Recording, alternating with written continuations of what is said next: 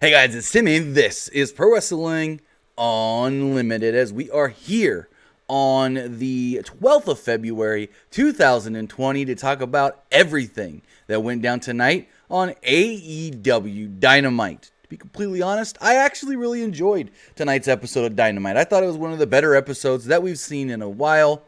Not to say that there's been bad episodes of Dynamite, because there's been some really good episodes of Dynamite recently, especially since the start of the new year, but I thought that, this was one of the better episodes thus far, to be 100% completely honest. I thought everything flowed well tonight. I thought a lot of the decisions that were made tonight with certain things was actually, the right call and the right time to do stuff, and we'll get all into that once we do have everything going here. Let's see who's in this in the live chat, though. We do have Ring111. Glad to see you here. Looks like a new name. Henry Cavallo, Dorian Abercrombie, George John Cox, King Slender. We've got PD Wheatstraw. Derek Bocek. Jason Dalton. And so many more of you. Give me 1 second. I'm just reading something, guys. I don't know if this pertains to tonight.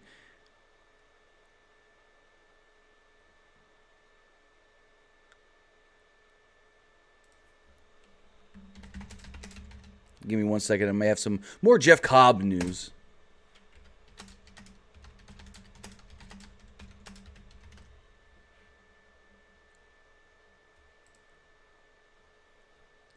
Okay, so I may have some more Jeff Cobb news. We're going to get to it right now. We'll just say it off the bat. Jeff Cobb. Yes, Jeff Cobb. The old former Matanza Cueto is now in All Elite Wrestling. From what I've been told, looks like Jeff Cobb has signed with All Elite Wrestling. AEW sent out a tweet stating that Jeff Cobb is All Elite. Welcome to AEW. I don't know what that means for his status with Ring of Honor, but here's the thing. In an interesting turn of events, about 10 to 15 minutes before Jericho announced that Cobb was with AEW, when he said the whole, which we'll get into later, when he said, hey, we got Jeff Cobb coming in, he's going to take on Moxley next week, he's a killer, da-da-da-da-da. About 10 to 15 minutes before that, if even that, Ring of Honor sent out a tweet. That is a tweet that they've announced already, but the timing was just weird. That was Jeff Cobb and Dan Maff against Taiji Ishimori and Kenta for Supercard of Honor. And the tweet was there. Like I said, about 10 minutes later, Jericho announces Jeff Cobb. Then by the end of AEW, Cobb comes out. And about, I want to say, 20 minutes or so after AEW went off the air, Ring of Honor pulls the tweet. So I'm trying to find a little more out about this. So if I pull away from the review, it's because I may have some info on that.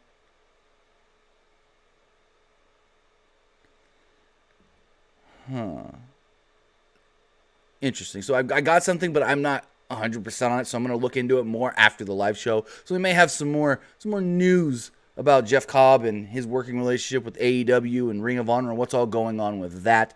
But let's get into it.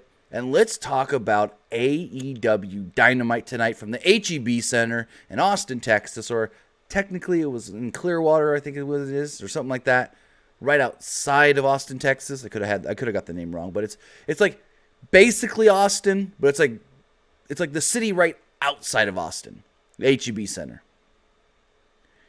So the show kicks off when we get the announcement that the first match of the night is a title match. It's the AEW World Tag Team Championship match. Kenny Omega and Hangman Page defending against Scorpio Sky and Frankie Kazarian. Before the match can start, the Dark Order interrupt with the video, stating that there's 4 of us here, but there may be more of us. We're waiting on the debut of the Exalted One, and him coming may be closer than you think. Uno said, they will strike soon when they're ready. So Christopher Daniels then leaves ringside, mentioning that he was going backstage to keep an eye out for the Dark Order. Commentary says that that Daniel's allegiance has been tested. They're really trying to make us think, and I don't know what's going to happen here, who's going to be the real Exalted One, but they want you to think that it's Christopher Daniels. And the way they're pushing it so hard is I don't think it's going to be Daniels. I really don't. Because they're pushing it a little too hard. So we do get this tag team title match, and I thought this was just a all-around fun match, just as good. I don't know if it was better than the one on the boat, but I mean, it wasn't any worse. It was just as good as the match they had on the cruise. Omega and Page hit some tandem offense early on Kazarian. Sky interfered from the apron. Omega teased a Terminator dive, but Sky tripped him. He then hit his own tope on Hio to Page. Omega followed with a Terminator dive and hit Sky. Excuse me. Omega hit a missile dropkick and a Kotaro Crusher to Sky. Page hit a follow-away slam. Kazarian and Page brawled on the outside. Kazarian got the best of it. He tagged in. Sky and Kazarian worked Omega over. Sky sent him into the barricade and the edge of the ring. Sky and Kazarian worked over Omega's back. Omega finally made a hot tag to Page. Page hit a standing shooting star on Sky for a near fall. Page tried for a buckshot lariat, but Sky ducked it, and Kazarian hit Page with a lariat of his own. Sky and Kazarian then used dueling dragon sleepers on both Omega and Page. The ref refused to call for a submission with everybody in the ring, though. Page and Kazarian were the legal men. Omega got a blind tag and hit a V-trigger to Kazarian and a snapdragon to Sky. Omega then hit a V-trigger to Kazarian. Page hit a tope suicida to Sky. Page and Omega then hit the combo buckshot lariat V-trigger on Kazarian. Omega pins Kazarian, retains the tag team titles. Bada boom. There we go. Still your champions. And still AEW World Tag Team Champions, Kenny Omega and Hangman Page.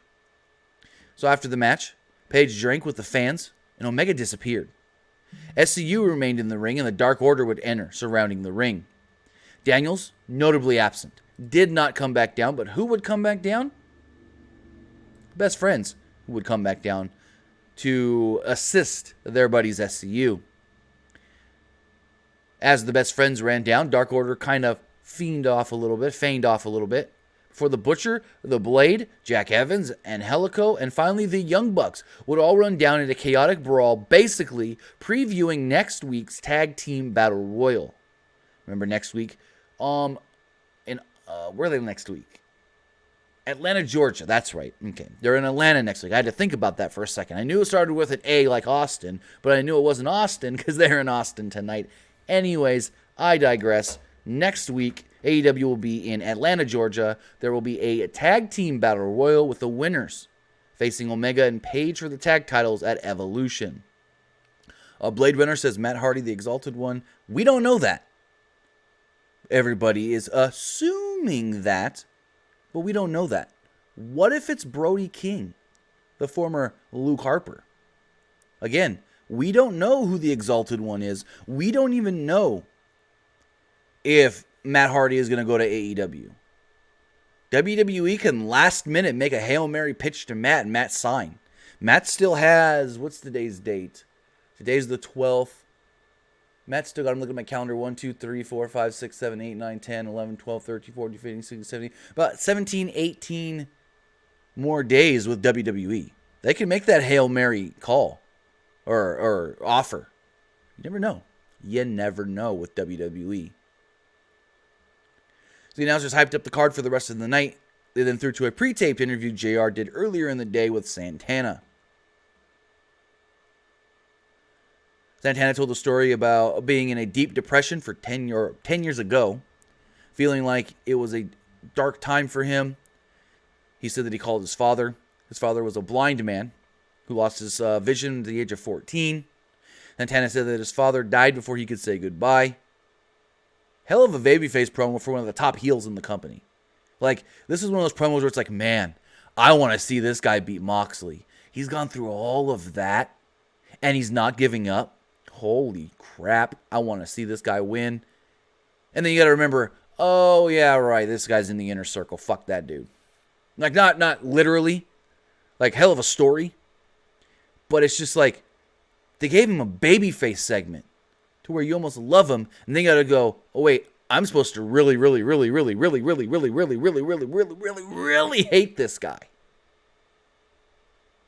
At one point, JR asked if Santana should be pissed off at Jericho for causing all of this, because Jericho took the eye of Moxley, and Moxley couldn't get at Jericho, so he got at Santana. Santana said no. He said no. Moxley had the choice to have the world of pro wrestling grovel at his feet by joining the Inner Circle, and he didn't. So he brought this upon himself. He said now he's going to make Moxley know what it's like to not be able to see. Caliber then threw it to a Darby Allin video. He held up a series of threats towards Jericho written on a cardboard. He vowed to get to Jericho, then asked if Sammy Guevara was busy at Revolution. So it looks like Sammy Guevara will be facing Darby Allin at Revolution. He held up a drawing of Guevara saying, "Kissing Jericho's ass gave me herpes." I didn't make that up, guys. It really said that. Let me read that again. "Kissing Jericho's ass gave me herpes." Yeah. I like the whole making fun of... This served two purposes. Because when Darby Allin was hurt, they crushed his throat with a skateboard. So he can't speak because of that. So he's got to hold up cue cards. But at the same time, he's making fun of Sammy Guevara for his cue card thing. So then we got Dustin Rhodes versus Sammy Guevara. And I thought this was an alright match. I didn't think there was anything wrong with this match. I thought it was maybe a little better than the match they had at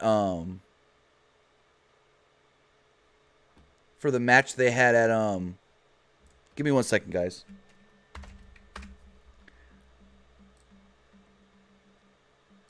So, in an interesting turn of events, Chase Owens recently announced, I'm going off topic here for a second. It has to do with AEW.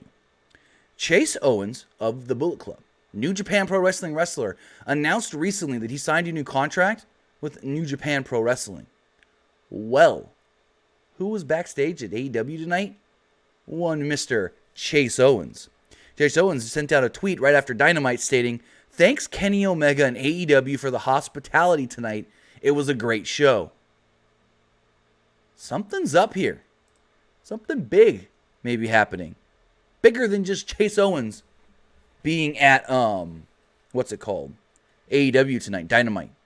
And this could also tie in to Jeff Cobb and ROH still advertising him for their show in April. I'm going to look more into this, guys, but something may be in motion right now. People may be more friendly than we think. Anyways, back to Dustin Rhodes, Sammy Guevara. Rhodes came out firing right hands. Rhodes and Jake Hager had a stare down. It really exposed Hager standing next to Dustin because they're the same height, and he didn't look that menacing. Rhodes threw up the Texas Longhorn symbol, hook 'em horns, mocking Hager, the Oklahoma Sooner.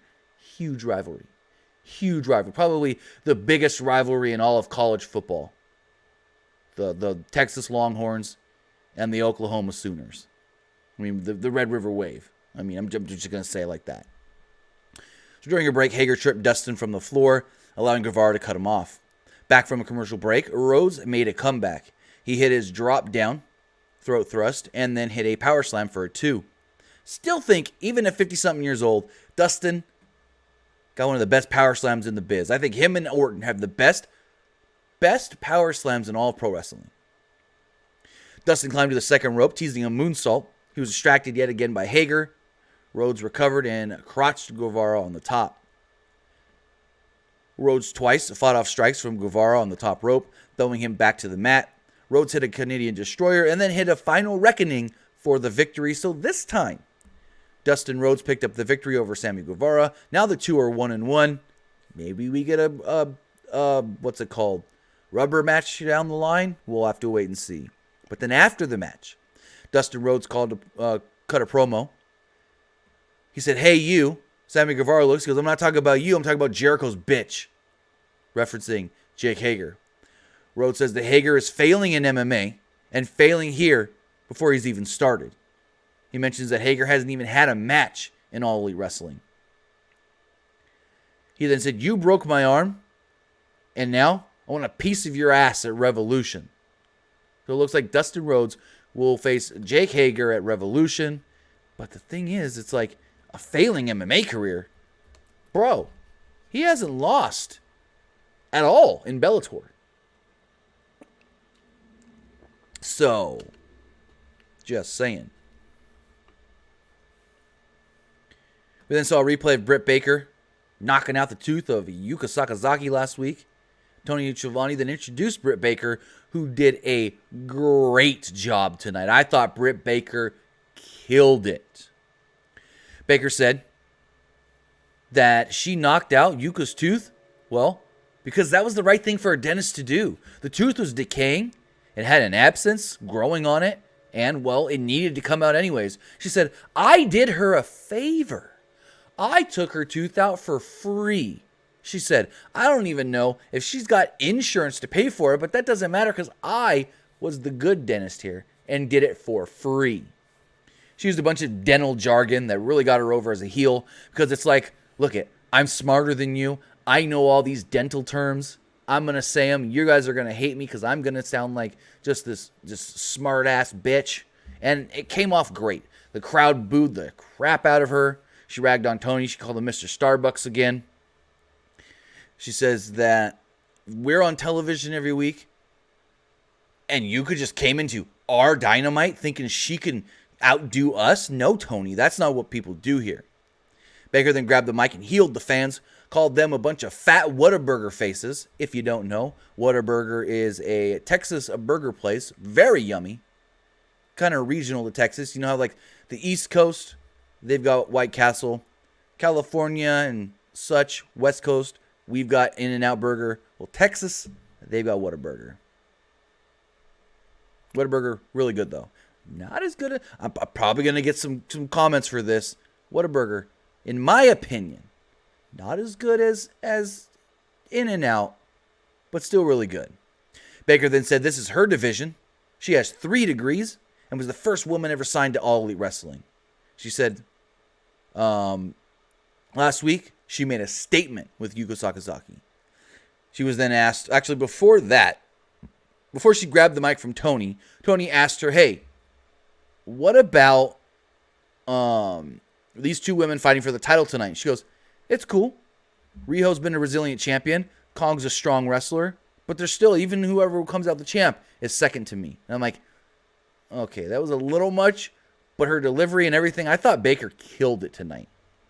And then, well, we had the women's title match. It was the AEW Women's Championship on the line. It was Riho defending against Nyla Rose. I thought there was nothing wrong with this match, to be completely honest. Riho went after Rose in the corner before the bell, throwing strikes. Rose hit some power offense. Riho slid out of a cover with a back bend and then used a Tijeras. She tried to dive, but Rose caught her, then slammed her on the apron. Rose set up a table on the floor. She continued working over Riho through a commercial break. When we came back, Riho hit her crucifix bomb. She then went for the 619. Rose was supposed to catch her, I think, and blocked it. Either way, it worked. I think Riho may have tried to go a little too fast there. So, because it looked like she was trying to catch her, Nyla Rose, and it says she just blocked it, so it all worked out in the end. They recovered quickly. Riho hit a Meteora. Rose then hit a Samoan drop for a 2. Rose then hit a top rope knee to Riho. She was draped over the top rope at this point. Not quite a coast to coast, but impressive for Nyla Rose to jump as far as she did off the top rope. Rose then hit a top rope Death Valley driver for a great near fall. Rose teased a one-winged angel, where Riho countered with 2 Snapdragon suplexes. Riho slid out of what might have been an STF attempt. She then hit a Northern Light suplex for a 2. Riho hit a double stomp off the top. Rose kicked out a 1. Riho then hit a second double stomp, then a third. She recovered, or she went for the cover. But Rose got to her feet, got her foot on the bottom rope. Riho then went for the double knees, but Rose countered it into a spear. Nyla Rose then hit the Beast Bomb and pinned Riho. Yeah, you heard me right. Brand new AEW Women's World Champion. I thought these 2 worked really well together, other than the one mistimed spot where Riho, I think, maybe went a little too fast. Excuse me, I got an eyelash. I think, other than when Riho went a little too fast and they kind of had a miscue, but not that big of a miscue. Hey, it's all good. I thought this match was good. I think Riho dropping the belt now was the right move. I think she's had the title, let's see, October, November, December, January, February, 4 months. Why not give someone else a shot now? And I think Nyla Rose, you can go from, it's perfect. Could you go from the babiest of baby faces in Riho to your heel of heels in the women's division with Nyla Rose? So it's stark opposites. And I think that's a great idea to go like that with Nyla Rose now being the champion. You got a lot of options on who she can face. And we go from here. I liked it a lot. I think it's going to be interesting to see now how they go with a heel champion, how the rankings work now, as far as before.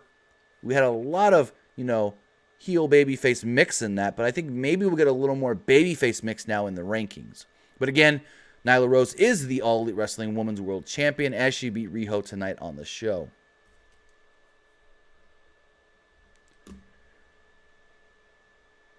So the table never came into place.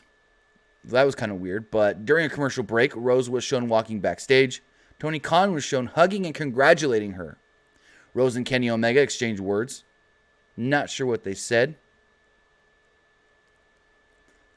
This was all done, like I said, during the picture-in-picture, so he couldn't hear anything. Other members of the women's division were also shown as well. Rose appeared to be cutting a promo on them, but again, because we were watching on TNT, not on Fight TV, which you can only watch the commercial during. So it's just, I don't like this. They stopped doing this for a while, then they did it with this. Looked like Nyla was cutting a promo on the women, but we couldn't hear it because it was during a commercial. But if you're international, if you don't live in the United States and you can get Dynamite on Fight, then you would have heard this. So if anybody watched Dynamite on Fight and knows what she actually said, let me know. Let me know. A video package then played. No. I'm skipping ahead here. I'm missing an important piece. After the break, Lexi Nair interviewed Jericho. He then corrected her, Mr. Jericho. Jericho called Moxley human trash, but he's going to give Moxley a title match at Revolution anyways. I don't think it's his choice. He said he has a surprise for Jon Moxley next week. He said he scoured the world for a bounty hunter, and he found one named Jeff Cobb. He said Cobb is going to give Moxley a tour of the islands and a dose of reality. He said he'll see Mox in hell. Hype video then played for Jeff Cobb. Basically, going to be Jeff Cobb's promo video, his entrance video. And here's the thing with this. I love that Jeff Cobb is now in AEW. I like it a lot. But if he is going to be aligned with the Inner Circle, it almost makes Jake Hager obsolete. And here's why I say that. Hager was supposed to be brought in as Jericho's muscle. Jericho's guy that when Jericho gets in a pickle, well, who's going to be there to stand up and do the dirty work, do the hard work, do the leg work, do the hard hitting? The MMA fighter Jake Hager. Who has not really done any of that? Well, Jake Hager. Jake Hager has really done nothing other than stand around and look like, as I guess you could say Dustin said, Jericho's bitch. So if Jeff Cobb is going to be, I guess you could say, in the Inner Circle, in my opinion here, it makes Jake Hager obsolete. It makes him, like, what do we need him for? Because as we're going to talk later, Jeff Cobb did way more tonight than I feel that freaking Hager has done in his, 4 months with the company? So a video played recapping Cody and MJF from last week. Brandy Rhodes was then seen at the announce table. She's total babyface. She said it on Wrestling Observer Live with Brian Alvarez. Nightmare Collective, done. She saw it wasn't working. She nixed it. It's done. Gone. She's Cody's wife again. Or on television again. She's always been Cody's wife. Anyways, she gave an apology for her previous behavior. And the announcer said that, hey, it's water under the bridge. Don't worry about it.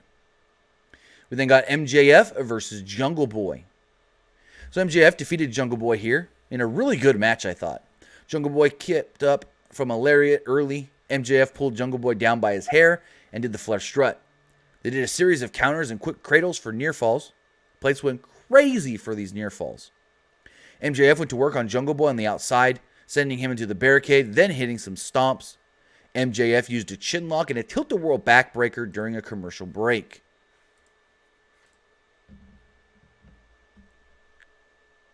After the break, Jungle Boy made his comeback. He hit a back body drop and a series of uppercut forearms, 3 straight dives, 2 tope suicidas, and a tope con heel. Jungle Boy sold his back after the dive sequence. MJF came back with a thrust kick and an Alabama slam, then a submission hold. Jungle Boy reversed into a cradle for a near fall. MJF crotched Jungle Boy on the top rope and then grabbed his crotch and said, "Hey, Brandy, how about you come see what it's like to be with a real man?" As he's thrusting his junk and grabbing it. I'm like, oh, fuck. And I think it was JR. JR Excalibur was like, he needs to calm down. Brandy was not all too amused. Jungle Boy then hit a powerbomb for a 2. Wardlow came down to the ring and passed MJF his diamond ring. MJF hit Jungle Boy with the ring, knocked him out, hit the crossroads, and pinned him. Obvious outcome here, MJF picking up the victory. After the match, Wardlow hit his spinning F5, whatever you want to call it, on Jungle Boy. Basically saying, this is what I'm going to do to Cody next week in the cage. And then Luchasaurus and Marco Stunt ran down to make the save as MJF and Wardlow bailed. So, they made Wardlow look strong at the end by him throwing around the small guy. MJF got a victory heading into Revolution. And we go from there. Crowd was really into this match, though. I thought the crowd was great during this match. Okay. So then we got a Pac training video. Pac said, the word on the street is that Omega has been on the decline. He said Omega hasn't been the same since Pac choked him out in Chicago. He said that's why Kenny has been ignoring his friends. Pac said in 2 weeks, Omega will be a lucky bastard because he's got to go 30 minutes with the best in the world. I like this. I thought it was really cool seeing Pac working out and all that, a little training video. Not a montage, but a training video kind of sorts. And the stuff he said about Omega, I guess you could say it makes sense. Because you could do the full thing of, well, Omega hasn't had many singles matches. He then became a tag guy, maybe because he was having a little bit of a rut as a singles guy. So then he went to the tag division. Yeah. We then learned that next week, Lucha Bros versus Omega and Page for the tag titles. They then announced officially Dustin versus Jake Hager at Revolution. Kind of weird that they're doing a tag title match next week. Same night that they're also doing a tag team battle royal for a shot at the titles. Yeah. Video package and recap Moxley and Santana's eye angles. Jericho, Hager, and Guevara were shown entering a luxury suite. And then we move on to the main event. But before we do that, we have a couple text messages to read. If you guys want to send in your text messages, you can do so. 510-906-1341. Person says, Jeff Cobb has been on a per diem base with ROH since his contract ended late last year. Yeah, we reported that when that news broke, and we said that tonight as well in the video when I talked about Cobb coming to AEW. I said that he's been working for Ring of Honor as a freelancer, basically on a per date appearance. They say, we want you for this date. He says, okay, I'll work it. They can't say you're working this date. He has to agree because, again, he's working a per date appearance deal as a freelancer. And this person says, I don't know if this has ever been addressed, but why does an atomic drop not count as a low blow? You can clearly see the wrestler reach for the groin. I get your sentiment here. The reason is because if a referee were to go, oh, disqualification for the low blow, what the wrestler giving the move can say is, no, no, no, that's a shot to the tailbone. That's why it's not a disqualification. Because yes, it can be used as a slight low blow, but you can say that your intent is to use it as a shot to the tailbone.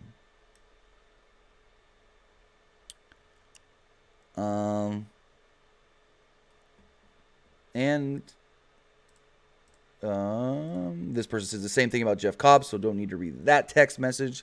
And we move on to the main event. It was Jon Moxley versus Santana in an eye for an eye match. Moxley entered through the crowd. Santana jumped in before he made it over the barricade. Ortiz was a witness to the brawl, but did not interfere. Good on him, even though the opening bell had rang. So you would think that Moxley was going to get jumped 2-on-1, but they didn't. Moxley and Santana brawled through the audience. Moxley sent Santana back over the barricade. Then they got into it. Both men finally climbed into the ring. The bell sounded, and we were off to the races. They traded strikes. Moxley sent Santana back outside with a clothesline. He hit another clothesline off the post to the floor. Santana hit a drop toe hold into the steps, then teased spiking Moxley's good eye with the edge of the steps. Santana continued to go after the good eye of Moxley with strikes during the final commercial break of the show. Moxley at one point used a Fujiwara armbar, then a released German suplex. Santana hit a flatliner into the second buckle, ducked under the rebound lariat, and hit a cutter for a near fall. Santana then hit a pile driver and only got a 2 off of it. Santana tried a frog splash, but Moxley got his knees up. Ortiz got up on the apron and teased hitting Moxley with a loaded sock. Moxley moved and Santana knocked Ortiz to the floor. Moxley used a schoolboy and only got a 2 off of it. Santana then hit a super kick. Moxley hit a lariat and climbed to the top rope. Ortiz drank from some flask. Santana took the ref and Ortiz spit alcohol in Moxley's good eye. Santana then hit a frog splash for a near fall. Moxley started swinging wildly. You could think, oh, he's blind.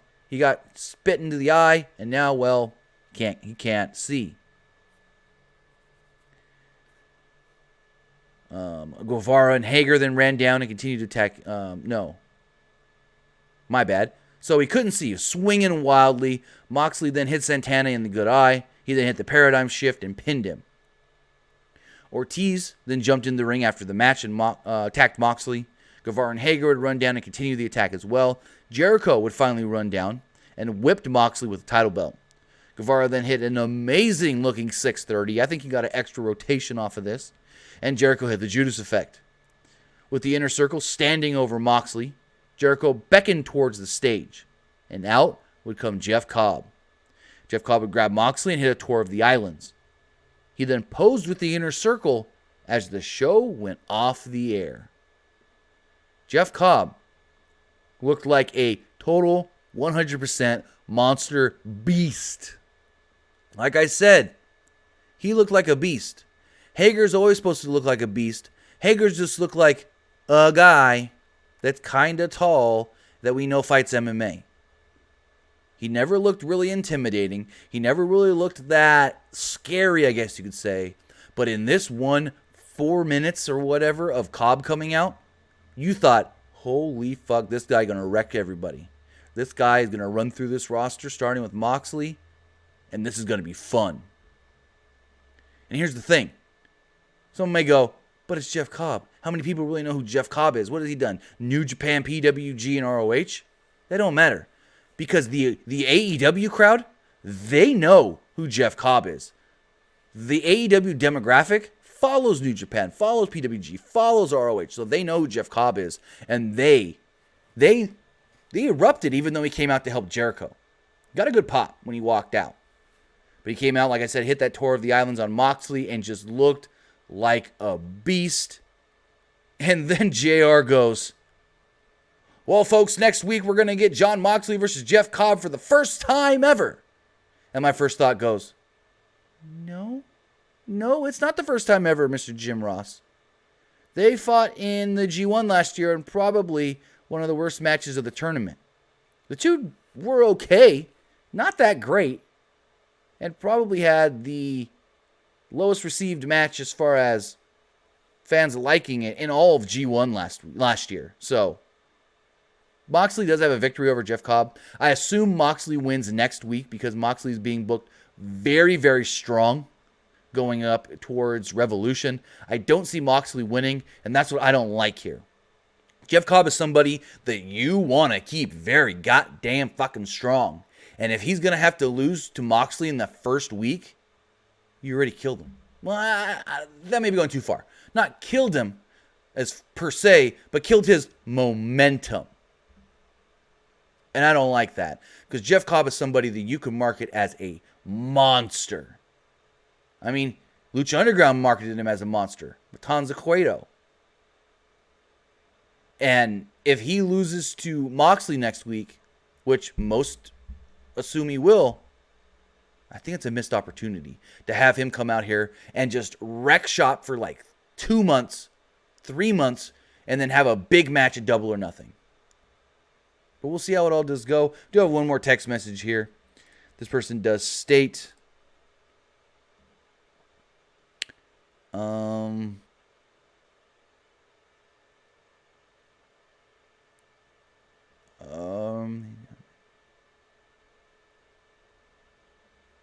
all right, I'm not going to read that. We don't need to be. I appreciate it, but no. So with that was AEW Dynamite. We got the debut of Jeff Cobb, a new champion in Nyla Rose, and we're all building up towards next week in Atlanta. We get that first ever AEW cage match. I think that match, actually no, I would say for it being the first AEW cage match, it should be fun, should be good. But who the hell knows how good Wardlow is? I personally have never seen a Wardlow match. So I don't know if he's any good in the ring. I hope that next week he doesn't get, what's the word I'm looking for? He doesn't get, what's the freaking word I'm looking for? Exposed, as some may say. Because right now he's supposed to be the big, scary muscle for MJF. But if he goes in there and has just an okay match with Cody, or we see that he's greener than green, then who's going to be scared of him anymore with MJF? So hopefully Cody pulls a good match, if not better than good match out of Wardlow next week. But we'll see.